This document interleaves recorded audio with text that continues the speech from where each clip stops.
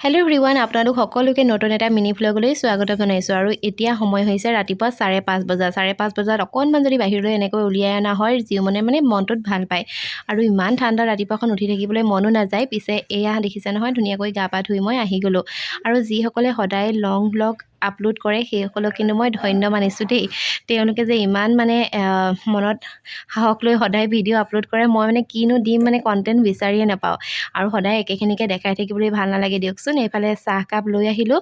আৰু এয়া দেখিছেনে, তেল গৰম কৰি আছোঁ, আচাৰত দিবলৈ। আপোনালোকক কিটিপ এটা শিকাই দিছোঁ। এনেকৈ নিমখখিনি তেলতে দি দিব, তেতিয়া পানীটো নেৰে, আচাৰ নেভেকুৰে।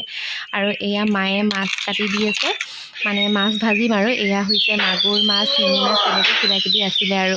আৰু এইফালে ৰাতিপুৱা ভাত সাজৰ কাৰণে যোগাৰ কৰি থকা হৈছে, পাচলি কাটি থকা হৈছে। আৰু যিহেতু মই আচাৰ বনাই আছোঁ, ৰেচিপিটো দিমকৈ দিবই পৰা হোৱা নাই। আৰু এয়া দেখিছে নহয়, আচাৰখিনি এতিয়া ভৰাই ৰাখিছোঁ এনেকৈ চিচাৰ বৈয়ামত।